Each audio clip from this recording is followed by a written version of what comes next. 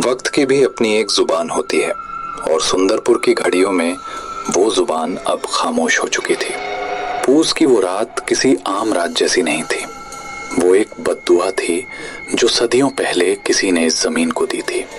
आसमान से ओस नहीं बल्कि एक जहरीली ठंड बरस रही थी। घना सफेद कोहरा पूरे गांव पर ऐसे लिपटा हुआ था जैसे किसी ने मरे हुए जिस्म पर सफेद कफन उड़ा दिया हो। हवा इतनी भारी थी कि सांस लेने में भी फेफड़ों को मेहनत करनी पड़ रही थी। सन्नाटा इतना गहरा, इतना जानलेवा था कि अगर एक सूखा पत्ता भी पेड़ से टूट कर गिरे तो उसकी आवाज किसी धमाके जैसी लगे। सिर्फ एक ही आवाज थी जो इस खामोशी से बगावत कर रही थी। वो थी दूर कहीं से आते हुए आवारा कुत्तों के रोने की आवाज। वो रोना किसी भूख का नहीं था, वो चेतावनी थी। वो कुछ ऐसा देख रहे थे जो इंसानी आंखों से ओझल था।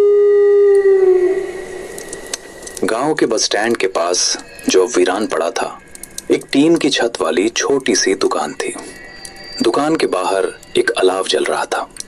लकड़ियां चटक रही थीं और लपटें हवा के झोंकों से इधर उधर नाच रही थीं। अलाव के चारों तरफ लोग बैठे थे, लेकिन फिर भी उनके हाथ कांप रहे थे। ये कंपकपी ठंड की वजह से कम और खौफ की वजह से ज्यादा थी।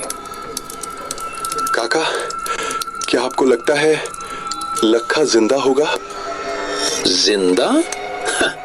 बिरजू बेटा, मौत सिर्फ वो नहीं होती जब सांस रुक जाए। मौत वो भी होती है जब रूह जिस्म छोड़ दे पर जिस्म चलता रहे। लखा कल रात अपनी गाय ढूंढने गया था ना।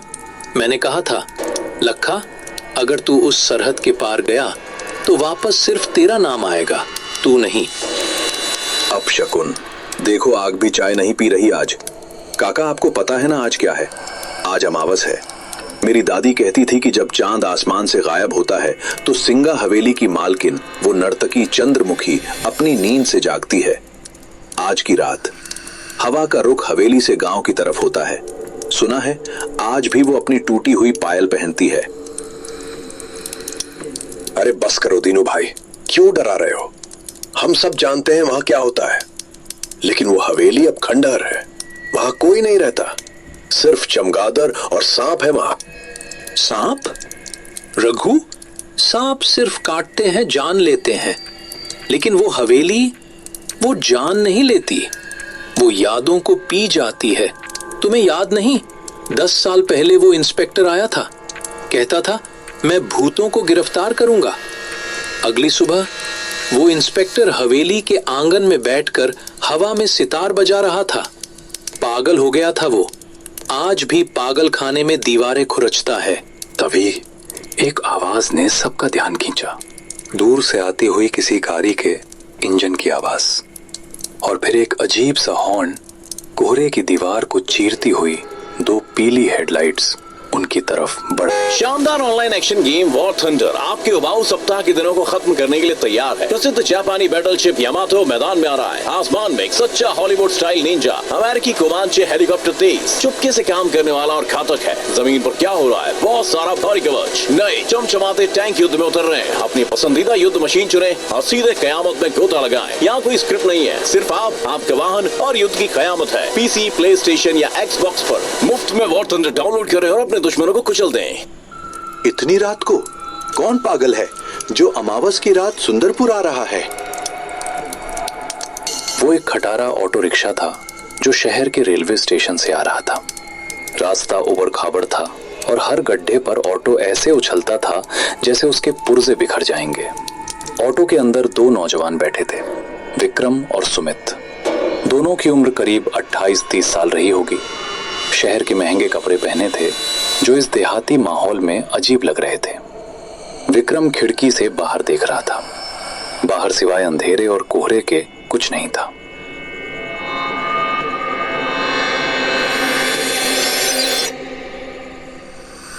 यार सुमित, मुझे अभी भी लग रहा है कि ये एक बहुत बड़ी गलती है। 6 साल, पूरे 6 साल हो गए हमें यहां से गए हुए।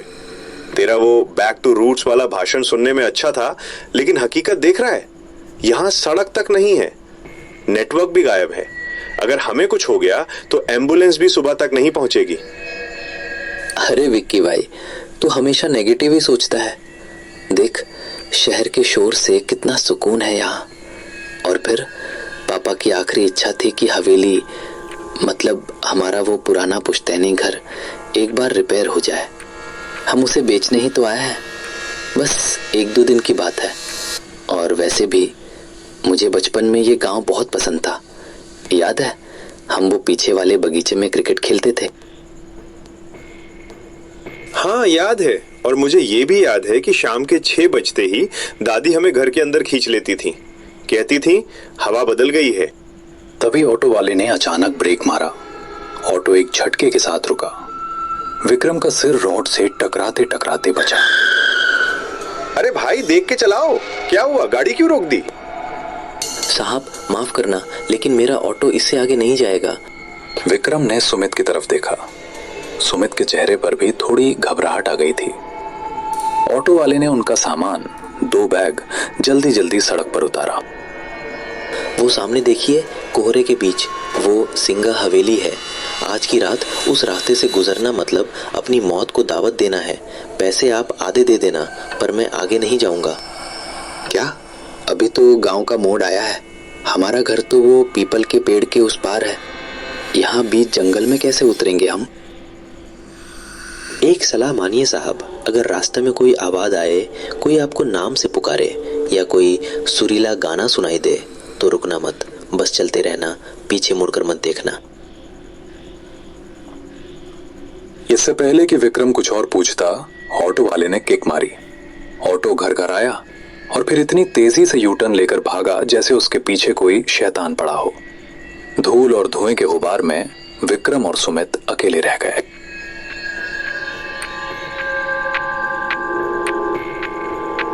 अब सिर्फ उनके कदमों की आवाज थी। दोनों दोस्त अपने अपने बैग टांगे आगे बढ़ रहे थे। कोहरा इतना घना था कि हवा में एक अजीब सी गंध थी, जैसे पुराने बंद कमरे की बासी हवा और रात की रानी के फूलों की बहुत तेज नशीली महक। वो ऑटो वाला कुछ ज्यादा ही ड्रामा कर रहा था ना। वैसे तुझे वो बचपन की कहानी याद है जो काका सुनाते थे, कि उस हवेली में एक तवायफ रहती थी, चंद्रमुखी, जो अपने प्रेमी के इंतजार में गाते गाते मर गई। सुमित चुप रहे, तुझे पता है ना मुझे इन सब बातों से नफरत है। कहानियां सिर्फ बच्चों को डराने के लिए होती हैं ताकि वो जल्दी सो जाएं। अचानक हवा रुकी, पेड़ों के पत्ते हिलना बंद हो गए। सन्नाटा इतना गहरा हो गया कि उनके कानों में सीटी बजने लगी। तभी सुमित रुका। विक्की रुक। क्या हुआ, चलना जल्दी। तूने सुना? क्या? किसी के चलने की आवाज थी। कोई हमारे पीछे चल रहा था, बिल्कुल हमारे कदमों के साथ। कोई नहीं है सुमित, ये सिर्फ तेरा वहम है, और ये सूखे पत्ते हैं, हवा से उड़ रहे होंगे। नहीं यार, मुझे लगा जैसे किसी ने मेरा नाम फुसफुसाया। सुमित।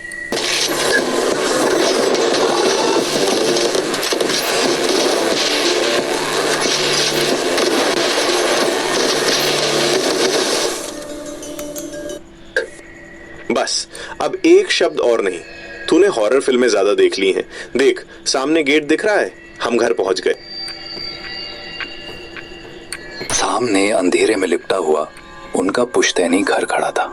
ये घर कभी आलीशान रहा होगा, लेकिन आज ये किसी बूढ़े बीमार जानवर जैसा लग रहा था। दीवारों का प्लास्टर उखड़ चुका था। लोहे के गेट पर जंग की मोटी परत थी और घर के ठीक पीछे लगभग 200 मीटर की दूरी पर जंगल के बीचों बीच सिंगा हवेली का काला साया खड़ा था। हवेली की खिड़कियां टूटी हुई थीं, जो अंधेरे में किसी खोपड़ी की खाली आंखों जैसी लग रही थीं। जैसे ही उन्होंने गेट खोला, एक लालटेन की रोशनी उनकी तरफ पड़ी।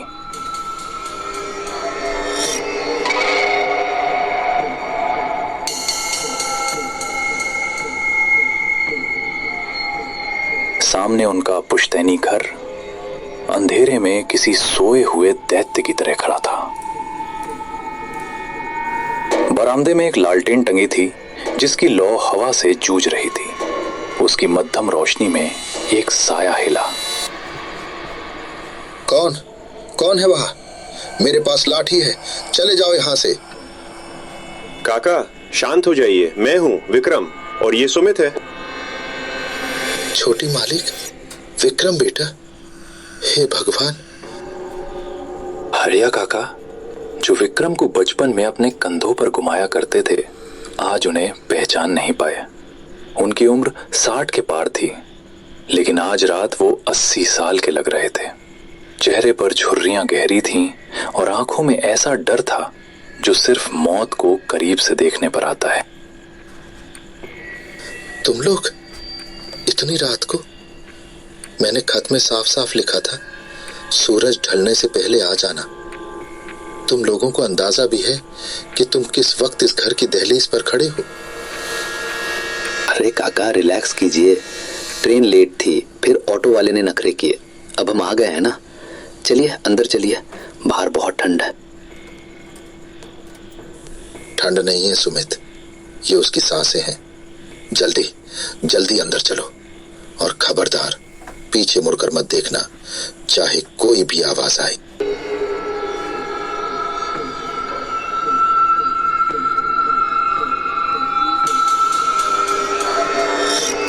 काका ने उन्हें लगभग खींचते हुए घर के अंदर किया और दरवाजे पर एक नहीं 3-3 सिटकनी लगा दी। फिर उन्होंने दरवाजे पर कान लगाकर कुछ सुनने की कोशिश की। बाहर हवा का शोर था और शायद बहुत दूर किसी पायल की हल्की सी झनकार। काका ने राहत की सांस ली। घर के अंदर की हवा बाहर से भी ज्यादा भारी थी। हॉल में अंधेरा था। फर्नीचर पर सफेद चादरें ढकी थीं, जो धूल की वजह से भूरी हो चुकी थी। कोनों में मकड़ी के जाले ऐसे लटक रहे थे जैसे किसी ने पुराने धागे छोड़ दिए हों। उफ, काका, यहाँ तो सांस लेना भी मुश्किल है। आपने सफाई नहीं करवाई? मालिक, मैं दिन के उजाले में ही आता हूँ। इस घर में रात गुजारने की हिम्मत अब मुझ में नहीं रही। क्यों काका? ये घर तो हमें बचपन में बहुत पसंद था।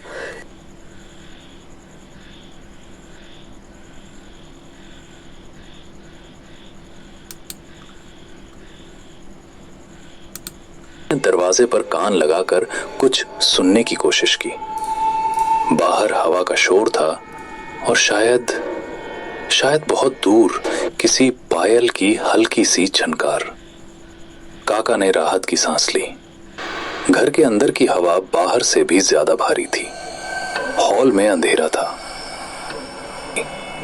फर्नीचर पर सफेद चादरें ढकी थीं, जो धूल की वजह से भूरी हो चुकी थी। कोनों में मकड़ी के जाले ऐसे लटक रहे थे जैसे किसी ने पुराने धागे छोड़ दिए हों। उफ, काका, यहाँ तो सांस लेना भी मुश्किल है। आपने सफाई नहीं करवाई? मालिक, मैं दिन के उजाले में ही आता हूँ। इस घर में रात गुजारने की हिम्मत अब मुझ में नहीं रही। क्यों काका? ये घर तो हमें बचपन में बहुत पसंद था। याद है विक्की, हम छुपम छुपाई खेलते थे। काका, वो हमारा पीछे वाला कमरा, ब्लू रूम, वो तैयार है ना? हम वहीं सोएंगे। वहां से पूरा जंगल और हवेली दिखती है। नहीं, खबरदार जो उस तरफ कदम भी बढ़ाया। वो कमरा अब वो कमरा नहीं रहा, वो रास्ता बन चुका है। मैंने उस कमरे के दरवाजे पर ताला जड़ दिया है। काका, आप होश में तो हैं? वो सिर्फ एक कमरा है। उसकी खिड़की से व्यू अच्छा आता है, इसलिए सुमित वहां जाना चाहता है। खिड़की दोनों तरफ से खुलती है बेटा, तुम बाहर का नजारा देखोगे। लेकिन अगर उसने तुम्हें देख लिया तो क्या होगा? पिछले महीने रामू का जवान बेटा सिर्फ कौतूहल में उस खिड़की के पास खड़ा था। उसने वो धुन सुन ली। अगले दिन उसकी लाश उसी कमरे में मिली। उसका मुंह खुला हुआ था और उसकी आंखों में सफेद पत्थर जैसी चमक थी। काका की बात सुनकर हॉल में एक भारी खामोशी छा गई। सुमित की नजर अनजाने में हॉल के उस कोने में चली गई जहां अंधेरे में वो वर्जित दरवाजे पर एक बड़ा जंग लगा ताला लटका हुआ था। क्या इस घर में कोई बिल्ली है? मुझे लगा जैसे किसी के नाखूनों से लकड़ी खुरचने की आवाज आ रही है उस बंद कमरे की तरफ से।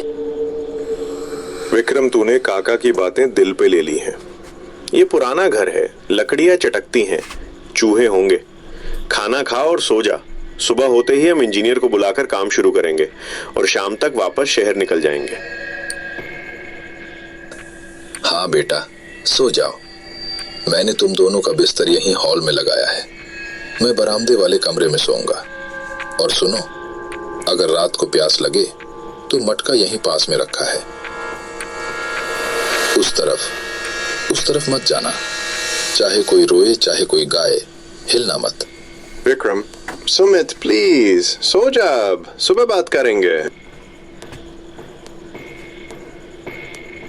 एआई सीखने के लिए परफेक्ट टाइम का वेट क्यों करना? इसलिए मैंने एआई यूज करके अपना एक नया ऐप बनाना शुरू कर दिया। तुम्हें भी सीखना है? एक काम करो, नीचे दिए गए इस बटन पे क्लिक करो और ये फ्री सेशन ज्वाइन करो जो नेक्स्ट वेव एकेडमी के टॉप करियर एक्सपर्ट्स ले रहे हैं। ये एक्सपर्ट्स तुम्हें न्यू एआई स्किल से इंट्रोड्यूस करेंगे और उनसे।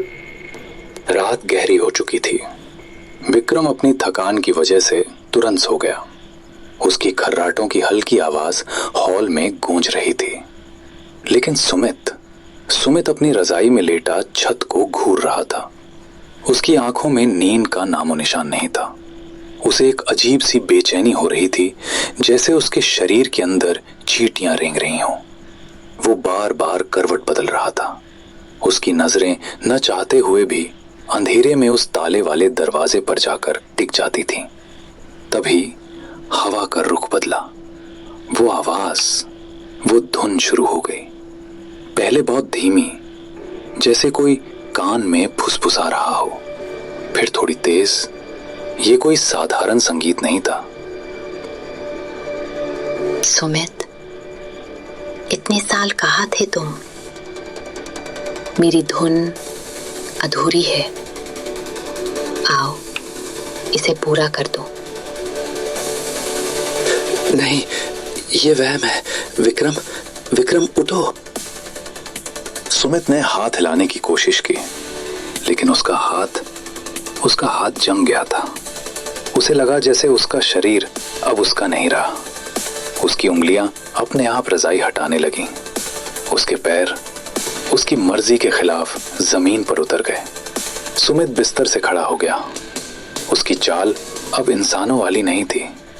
वो किसी कटी हुई पतंग की तरह हवा के बहाव में बहता हुआ उस बंद दरवाजे की तरफ बढ़ने लगा। उसकी आंखों की पुतलियां गायब हो चुकी थीं। सिर्फ सफेदी बची थी। उसके चेहरे पर एक अजीब सी शांति भरी मुस्कान थी। वो दरवाजे के पास पहुंचा। उसने अपना हाथ उस जंग लगे ताले पर रखा। ताला, जो लोहे का था, सुमित के छूते ही बर्फ जैसा ठंडा हो गया। बिना चाबी के सिर्फ छूने भर से ताला खुल गया। जंजीरें जमीन पर गिर गईं। आवाज से विक्रम की नींद में खलल पड़ा। उसने करवट बदली। सुमित, रात के करीब 2 बज रहे थे। हॉल में अचानक तापमान गिर गया था। इतनी ठंड थी कि सांस भी धुएं की तरह बाहर निकल रही थी। इतनी ठंड क्यों है? काका, खिड़की खुली रह गई क्या? विक्रम, जो थका हुआ था और गहरी नींद में था, एक अजीब सी सिहरन से जाग गया। उसे लगा जैसे किसी ने उसके चेहरे पर बर्फ का ठंडा हाथ रख दिया हो। विक्रम ने अपनी रजाई कसने की कोशिश की। उसकी आंख खुली। बगल का बिस्तर खाली था। सुमित वहां नहीं था। सुमित, पानी पी रहे क्या? विक्रम उठ बैठा। हॉल में गहरा अंधेरा था। सिर्फ वो छोटी सी मोमबत्ती अपने आखिरी सांसें गिन रही थी। उस मध्यम रोशनी में विक्रम ने जो देखा, उससे उसका गला सूख गया। वो वर्जित दरवाजा जिस पर काका ने ताला जड़ा था, वो चौपट खुला था। ताला और लोहे की जंजीरें जमीन पर ऐसे पड़ी थीं जैसे सांप ने अपनी केचुली छोड़ दी हो। उस खुले दरवाजे के उस पार घना काला अंधेरा था और हवा की डरावनी साएं साएं आ रही थी। सुमित, मजाक मत कर यार, बाहर आ जा। लेकिन जवाब में सिर्फ हवा की सीटी सुनाई दी। रोशनी की एक पतली लकीर उस खुले कमरे के अंदर गई। कमरा खाली था। विक्रम दौड़कर खिड़की के पास गया। उसने बाहर झांका। बाहर कोहरे की एक मोटी चादर थी, लेकिन उस सफेदी के बीच उसे एक धुंधली सी परछाई दिखाई दी। कोई था जो घर से दूर जंगल के रास्ते उस पुरानी सिंगा हवेली की तरफ बढ़ रहा था। सुमित! विक्रम चिल्लाया। उसने एक पल भी नहीं सोचा, वो खिड़की से ही कूद गया। नीचे झाड़ियां थीं, कांटों ने उसके पायजामे को फाड़ दिया, पैरों में खरोंचें आईं, लेकिन विक्रम को दर्द महसूस नहीं हो रहा था। उसके दिमाग में बस एक ही चीज थी, अपने दोस्त को रोकना। कोहरा इतना घना था कि 10 कदम आगे देख पाना भी मुश्किल था। विक्रम सुमित के पैरों के निशान ढूंढ रहा था। गीली मिट्टी पर नंगे पैरों के निशान थे, लेकिन सुमित, या वो चीज जो सुमित के शरीर में थी, वो रुक नहीं रही थी।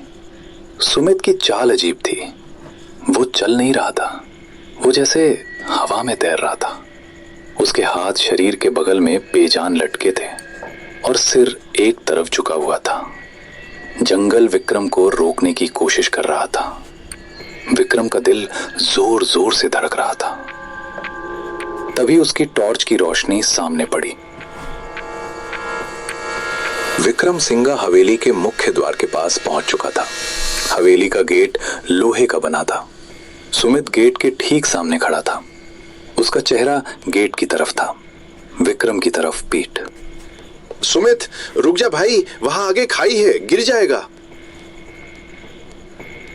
You just ordered from Myntra. Congrats! You just overpaid. Every Myntra order you place without Buy Hut के Chrome extension, that's money you paid extra. पागल हो गया है क्या? मैंने कितनी आवाजें दी, सुनता क्यों नहीं? आ गए तुम? इतनी देर क्यों कर दी? महफिल सज चुकी है, बस साज की कमी है। सुमित, ये कैसी आवाज है? चल घर चल। काका ठीक कह रहे थे, यहाँ कुछ गड़बड़ है। घर? ये हवेली ही अब मेरा घर है। वो मुझे बुला रही है। मेरी उंगलियां वो सितार बजाने के लिए तड़प रही हैं। बकवास बंद कर, तुझे डॉक्टर की जरूरत है। सुमित ने एक झटके में विक्रम को ऐसे फेंक दिया जैसे वो कोई कागज का टुकड़ा हो। विक्रम 10 फीट दूर जा गिरा। विक्रम ने देखा कि हवेली का वो भारी भरकम जंग लगा गेट अपने आप खुलने लगा। मेरा इंतजार खत्म हुआ। सुमित ने हवेली के अंदर कदम रखा। अंधेरे ने उसे निगल लिया। विक्रम गेट की तरफ दौड़ा, लेकिन जैसे ही विक्रम गेट के पास पहुंचा, गेट एक तेज धमाके के साथ उसके मुंह पर बंद हो गया। विक्रम ने गेट को पीटना शुरू कर दिया। खोलो सुमित, बाहर आ, खोलो इसे। लेकिन गेट टस से मस नहीं हुआ और तभी हवेली के अंदर से रोशनी जल उठी। विक्रम पागलों की तरह हवेली के उस लोहे के गेट को पीट रहा था। अंदर सुमित गायब हो चुका था और बाहर विक्रम अपनी सांसों से लड़ रहा था।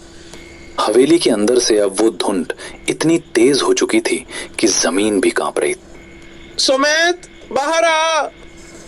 भगवान के लिए दरवाजा खोलो, कोई है? खोलो इसे। तभी बिजली कड़की। विक्रम ने देखा कि हवेली की बाईं तरफ एक पुरानी खिड़की की जाली टूटी हुई थी। वो जमीन से थोड़ी ऊंचाई पर थी और उसके नीचे एक सूखे पेड़ की डाल लटक रही थी। विक्रम दौड़ा। उसने पेड़ की खुरदरी छाल को पकड़ा और ऊपर चढ़ने लगा। अंदर से सड़े हुए फूलों और पुराने इत्र की इतनी तेज बदबू आई कि विक्रम का सिर चकरा गया और अंधेरे में अंदर कूद गया। विक्रम अब हवेली के अंदर था। बाहर की ठंड यहाँ गायब थी। यहाँ एक अजीब सी चिपचिपी गर्मी थी। दीवारों पर बड़े बड़े तैल चित्र टंगे थे, लेकिन उन चित्रों के चेहरे खुरच दिए हुए थे। विक्रम रोशनी की तरफ बढ़ा जो मुख्य हॉल से आ रही थी। जैसे ही वो हॉल के दरवाजे पर पहुंचा, उसके पैरों तले जमीन खिसक गई। फर्श पर बेशकीमती कश्मीरी कालीन बिछा था और वहां महफिल सजी थी। हॉल के किनारों पर लोग बैठे थे।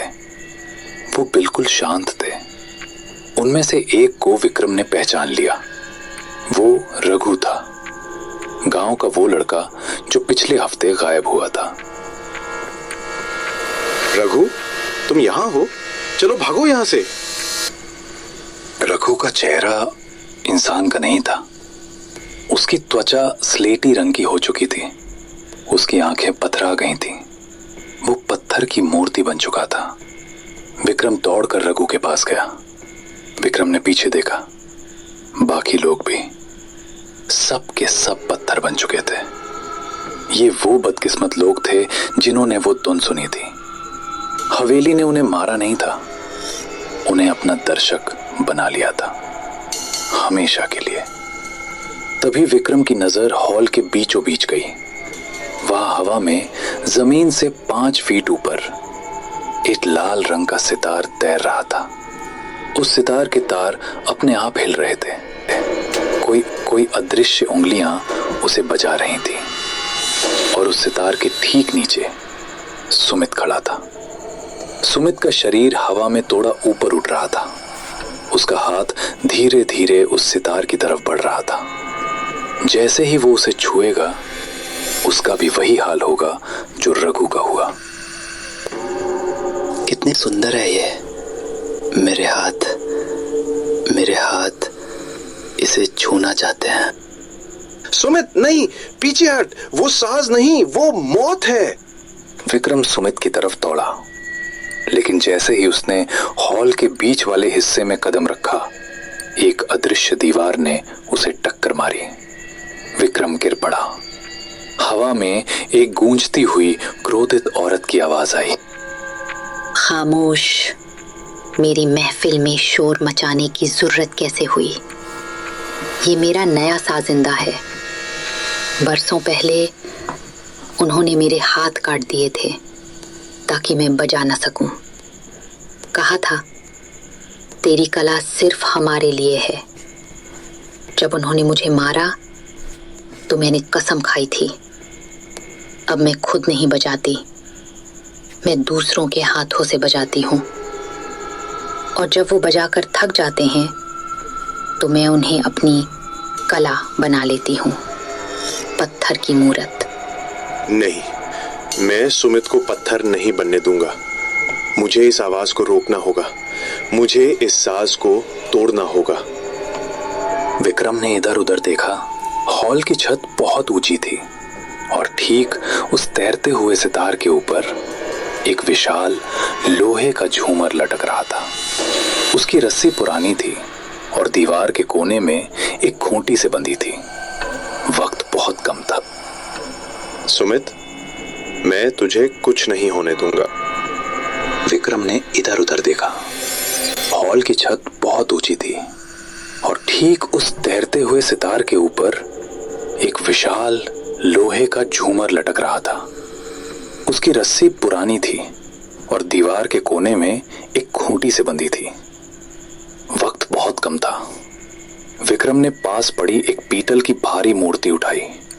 उसके हाथ कांप रहे थे। निशाना चूकने का मतलब था सुमित की मौत। विक्रम ने पूरी ताकत से एक भाले की तरह वो पीतल की मूर्ति उस रस्सी पर दे मारी। निशाना अचूक था। बरसों पुरानी वो रस्सी टूट गई। हजारों किलो वजनी वो लोहे का झूमर गुरुत्वाकर्षण की रफ्तार से नीचे आया। जैसे ही सितार टूटा, वो सुरीली धुन एक भयानक चीख में बदल गई।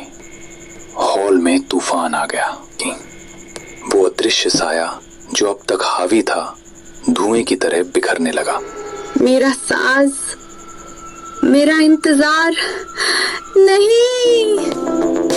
Run Windows, Linux, and more on your Mac with unmatched performance and compatibility.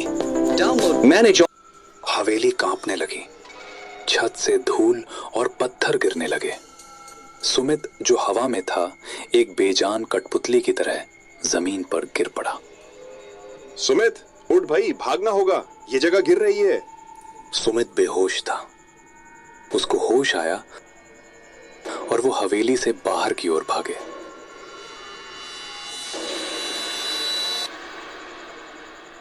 जैसे ही वो बाहर आए धूल का एक विशाल गुबार उठा और फिर सब कुछ शांत हो गया।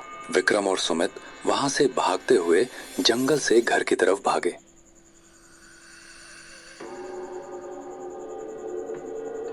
लेकिन वो अब बहुत डर में, जिसकी वजह से वो कुछ समझ नहीं पाया और वहीं बैठ गया और उन्हें पता नहीं चला सुबह हो गई। विक्की, हम कहाँ हैं? मेरे सिर में दर्द हो रहा है और वो गाना बंद क्यों हो गया? गाना खत्म हो गया भाई, साज टूट गया, महफिल उठ गई। सुमित, आज हमने सिर्फ अपनी जान नहीं बचाई, तुमने इस गांव को एक सदियों पुराने श्राप से आजाद कर दिया। शायद उन्हें भी मुक्ति मिल गई। गांव में आज भी वो कहानी सुनाई जाती है। कहते हैं अमावस की रात को अब वहां से रोने की आवाज नहीं आती।